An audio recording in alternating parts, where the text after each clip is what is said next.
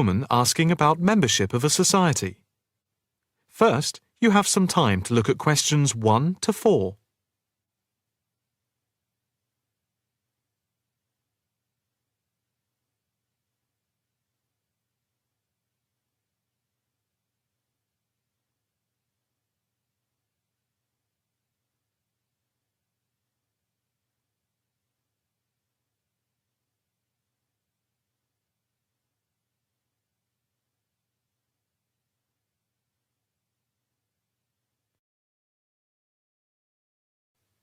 Now the test will begin. You should answer the questions as you listen, because you will not hear the recording a second time. Listen carefully and answer questions 1 to 4. Hi. I'd like some information about joining the International Arts Society. That's no problem. What exactly can I help you with? First of all, I'd like to know about the membership fee. Well, there are 2 types of membership. Can you tell me what they are? First, there is lifetime membership, which means that you can have access to all the facilities at the Society itself and all exhibitions. Plus, you can have discounts to various events at affiliated arts organisations here and abroad. And on top of that, you can use the lifetime members' room. How much is that type of membership?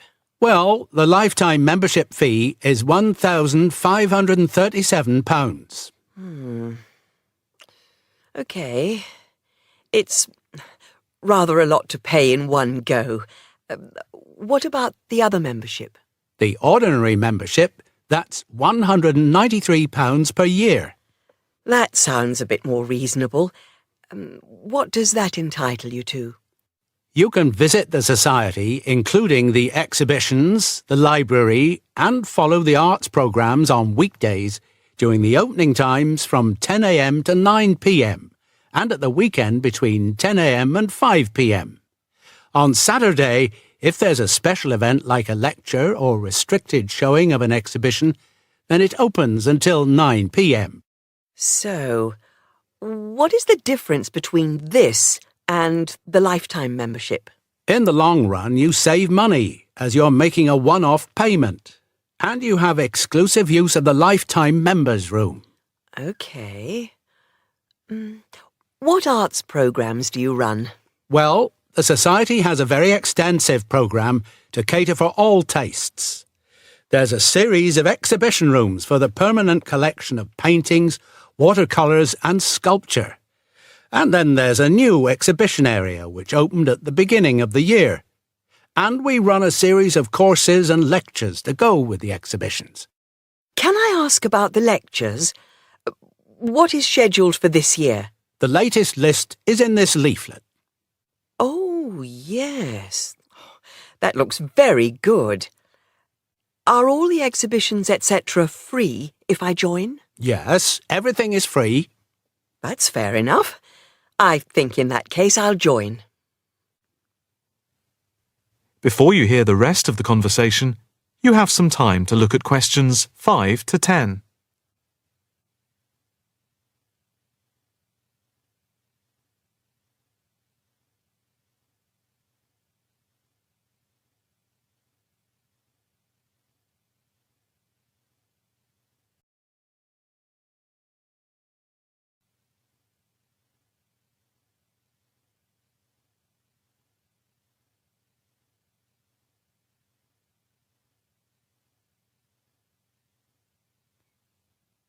Now listen and answer questions 5 to 10. I just need to take your name, address and telephone number. First, your name. Margaret Rochester. I take it that's Rochester.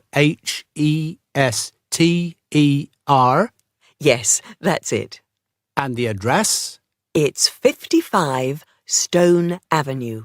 OK. Avenue. And the postcode? Let's see. It's MA7 4PQ. And a daytime telephone number? Can I give you my work number? Yeah, that's fine. It's 0207 895 2220 and the extension is 6633. Can I pay by credit card? Yes, of course. Do you want to pay for the full year at one time or by monthly instalments?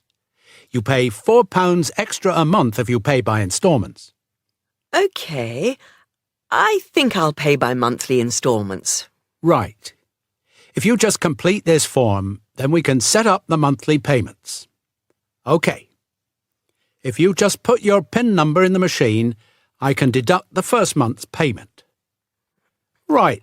That's gone through. Here's your card. I now just need to take your photograph over here, and then I can put it on your membership card. OK. That's it. I'll just print out your membership card. Right, here you are. Thank you. By the way, can I bring any friends to the Society exhibitions and lectures? With the ordinary membership, we can issue a day pass once a fortnight, which allows you to bring a friend in. But you have to accompany them. Thank you. Can I go in now? Yes. You just swipe your card here. That is the end of section 1. You now have half a minute to check your answers.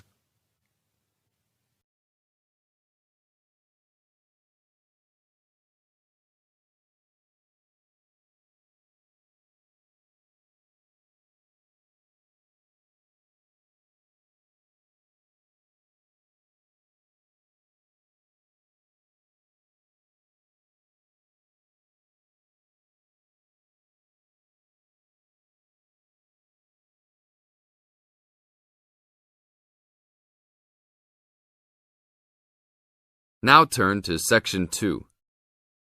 Section 2. You are going to hear an orientation talk. First, you have some time to look at questions 11 to 15.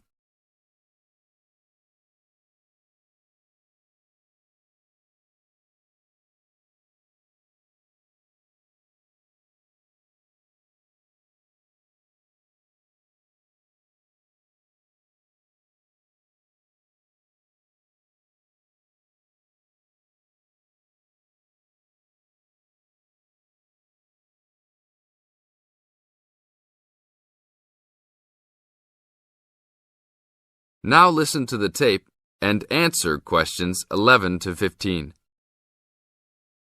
Welcome to Orientation Week. Today I am here with the captain of our school's women's gymnastics team. Her name is Elizabeth Rain, and she is a fourth-year student. I hope you can all see her as an example of a responsible student and athlete, a role model for everyone. Hi, Elizabeth. Thank you for stopping by our Orientation Week. Thank you for having me. Welcome to our university, everyone. If there are any of you thinking about joining our school's athletic program, I would strongly encourage you to do it. Being a part of the gymnastics team has been one of my best experiences during my time at this school. It has taught me so much about teamwork and friendship, and has even taught me how to improve my academics by prioritizing my time. I have some questions that I am sure the students will want to know the answers to as well. First of all, how did you find the time to do well in classes as well as train for gymnastics? Prioritizing is the key. You must be very organized. Every day I wake up and I know what I must do for the day. I plan things in order of importance. For example, if today I have a competition for gymnastics in the afternoon, then I know I have to finish my homework and studying in the morning. In other words, keeping an organized schedule of your priorities is very important. Can you explain to the students a little bit about your study habits? Well, I usually try to take classes that I'm interested in.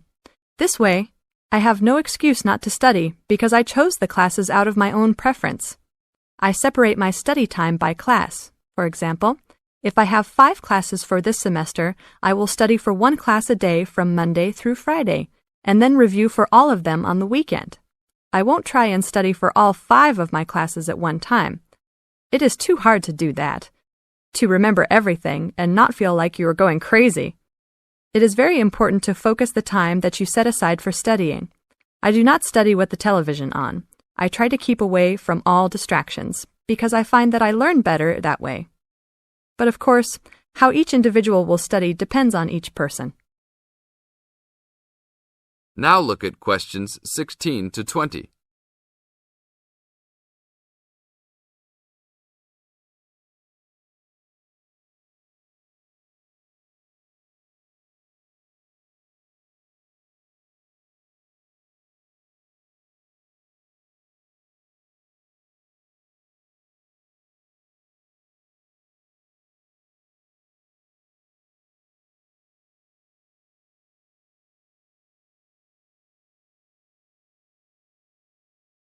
Now listen to the tape and answer questions 16 to 20. That sounds like good advice. Let's talk a little bit about your gymnastics career. How long have you been doing this sport for, and what has been the best moment of your college participation? Well, I've been participating in gymnastics since I was a kid. My parents got me involved in the sport. The best moment. I would have to say that there is not one single instance that stands out in my mind as the best moment, but more of a whole experience. My first year in university was definitely one of the best years of my life. I met my best friends that year and really learned to grow up and be independent. Our team went to the national championships that year, and it was an incredible experience, so I would count the whole year as my best experience in college. How about the worst moment? It is true everyone goes through bad experiences. My worst experience would have to be the fall of last year when I broke my wrist. I was unable to participate in sports for the remainder of the year and had to learn how to write with my left hand. I guess when I look back at it, though, even though I wouldn't wish this to happen to anyone, this experience definitely made me stronger as a person. It taught me to look at life with a new perspective and to really value the friends and family that are important and close to me. Thanks for your time, Elizabeth. Do you have anything else you want to tell the new students? Just have a good time. Don't stress out too much, but be responsible for your actions. Work hard and play hard. That's my motto for life. This is the end of Section 2. You now have 30 seconds to check your answers.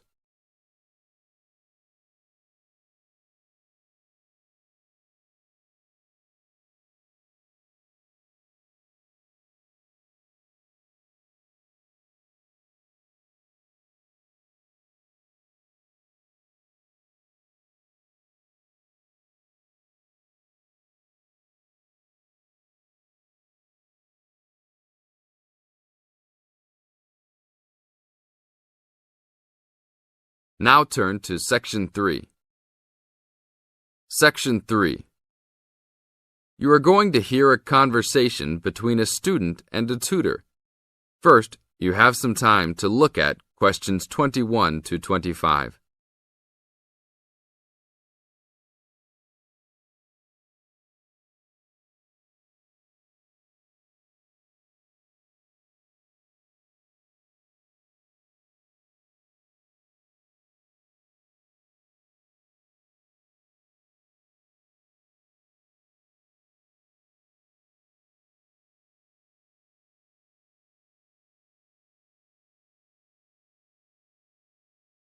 Now listen to the tape and answer questions 21 to 25. Hi, Brad. I was wondering if you have time to answer some of my questions about my upcoming test. Sure, no problem, Jeff. What is it that you're having problems on? Well, it's for my English final. We have to prepare a 5-minute speech to present in front of the whole class, including the professor. So I'm a little bit worried. Is there any specific topic, or can you do it on whatever you want? It has to have something to do with the origins of English literature. I'm thinking of doing it on Shakespeare, but I bet many other students will have the same idea. That's fine. Don't worry if others are doing the same thing. As long as you do a good job, that's all that counts. A good professor will grade all students fairly. You really think so? I suppose Shakespeare is the most famous author, so it should be fine. Besides, Shakespeare has so many works. You only have to choose a couple of them and talk about those. I guess you're right. Do you have any advice about how to prepare a speech? First, you need to select your topic. Have you done this yet? Yes, I have lots of information on Shakespeare. Good. Next, you should do a research on a specific topic. Do you have a deadline for which to turn in your speech topic? The deadline is next Tuesday. So you should have a detailed outline of what you will say by then. Do not just turn in a piece of paper saying Shakespeare on it. That will not give your professor any idea as to what you will be talking about. OK. So you think I should write out an outline of my speech? Of course! Writing your speech out in outline form is essential. No one could give a speech from scratch. Even the president must refer to his outline when giving a speech. An outline will give you a good structure to base your speech on. Now look at questions 26 to 30.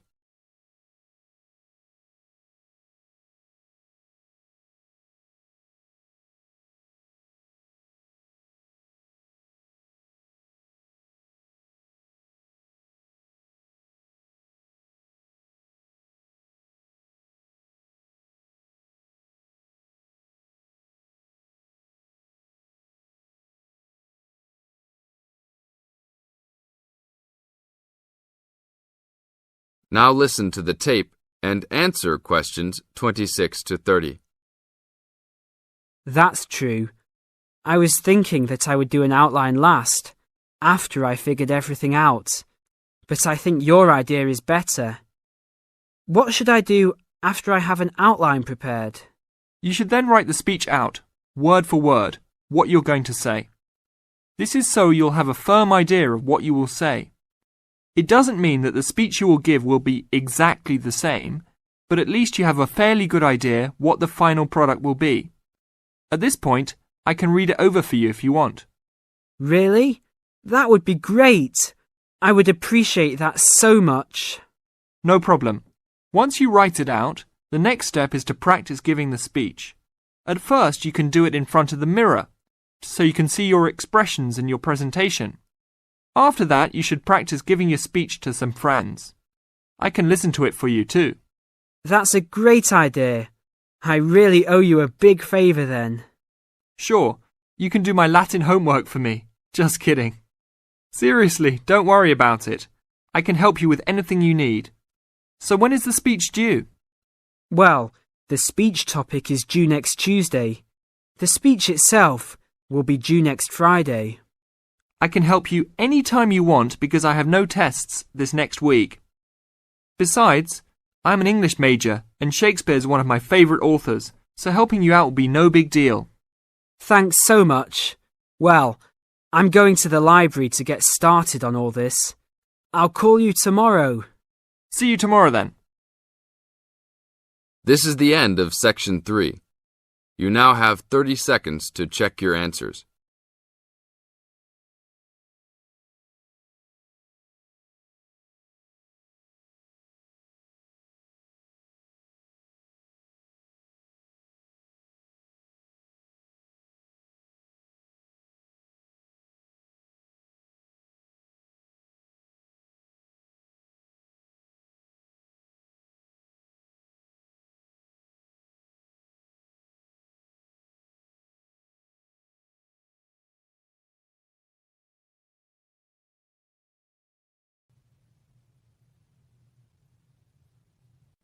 Now turn to Section 4.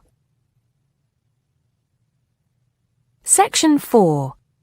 You'll hear a lecturer talking to a group of science students. First, you have some time to look at questions 31 to 34.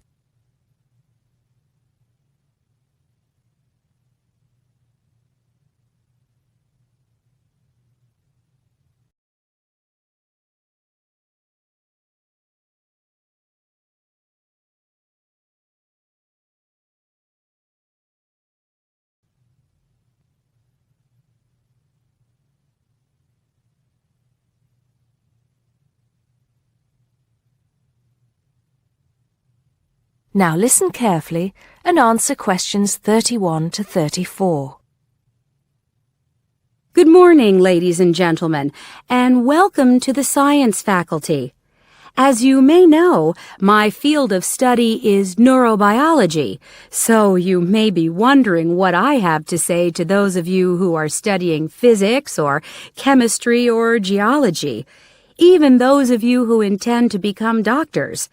In fact, what I have to say is aimed especially at those who wish to enter the medical profession, though the main point applies to all of you. And what is my main point? Basically, it is that you shouldn't get stuck in too narrow a specialization.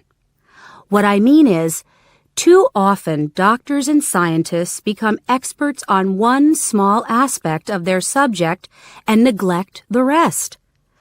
Perhaps you have heard the joke about a doctor being introduced to another doctor as an expert on the nose. "Oh yes," said the other doctor. "Which nostril?" I know that more and more it is necessary to specialize, because when you finish your studies, you have to find a place in the job market. But I do believe that it is damaging both to you personally and to the profession. You may be surprised to know how many physicians in the past were men of wide culture. Many were interested in the humanities, from the arts to literature to philosophy. A surprising number of them, from Rabelais to William Carlos Williams, became poets, novelists, and playwrights. Men of science have written clearly and intelligently about society, psychology, and politics. This tradition is not dead. Today, such eminent scientists as Stephen Jay Gould, Jared Diamond, and Richard Dawkins are well known as popularizers of science while maintaining high standards. But more of them in a minute. I'm not saying that while you are studying anatomy, you should sign up for a course in English literature, but reading a few works of fiction in your own time will show you the human mind, just as your anatomy classes show you the human body. Science faculties and medical schools, it seems to me, now largely ignore this human dimension. Furthermore, the study of medicine, and psychology for that matter, is largely about what has gone wrong with the body and the mind. That is, it mostly deals with the abnormal. Before you hear the rest of the talk, you have some time to look at questions 35 to 40.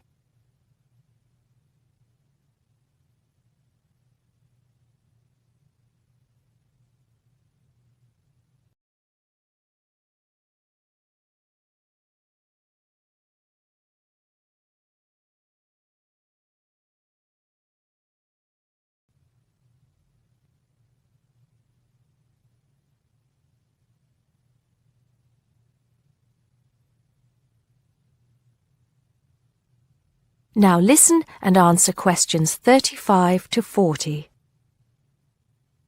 So, to try and correct this situation, if only in a small way, I have come up with some extra reading for you to do.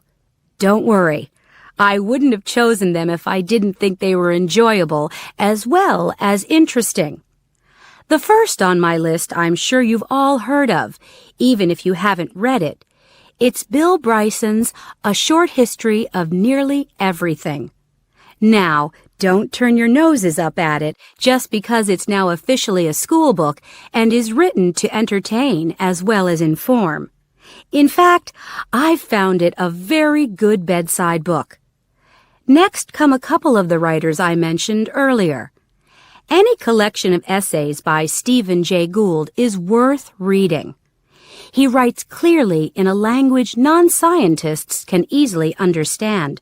In fact, a lot of his essays are responses to questions about science from the general public. He's also entertaining on the subject of baseball. Perhaps you should start with Gould's Wonderful Life. He writes brilliantly about natural history and shows how much imagination and excitement there is in scientific discovery. Then there's Jared Diamond's The Rise and Fall of the Third Chimpanzee, which shows us how close we are to the apes and forces us to look at some of the darker aspects of human nature. After reading it, you won't forget your animal ancestry. But don't let that put you off. It's very readable. You're probably saying to yourselves, just a minute, these are all science books. What about the fiction? I'll come to those in a later lecture. At the moment, I'm just trying to get you to read away from your chosen field of study. However, I will recommend one work of fiction now, though it might come as a bit of a surprise. If it does, it means you haven't read it. The book is The Water Babies by Charles Kingsley. I can see I have surprised you. Well, it is in fact the first fictional response to Charles Darwin's On the Origin of Species. Yes, it is a children's book, but full of surreal fantasy and wit. The fifth book on the list is a biography, The Emperor of Scent by Chandler Burr. To my mind, it's not particularly well written, but it is a fascinating story. It is about Luca Turin, a biophysicist who becomes an expert on perfume, and about how he missed getting the Nobel Prize. If any of you are thinking of a career in scientific research, this book might make you think again. It's a very tough dog-eat-dog business, which brings us to the book that inspired Kingsley's Water Babies, that classic of the genre, Charles Darwin's On the Origin of Species. If you haven't read it already, perhaps you shouldn't be here. If you have, it won't hurt to read it again.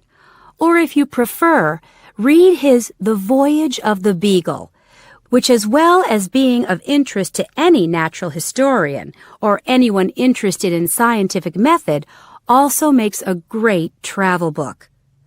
Well, I think that's enough to be going on with, and I can see that it's time to finish up. So please bear in mind, throughout whatever course you are studying, not to neglect other aspects of your wider, non-academic education. Thank you. That is the end of Section 4. You now have half a minute to check your answers.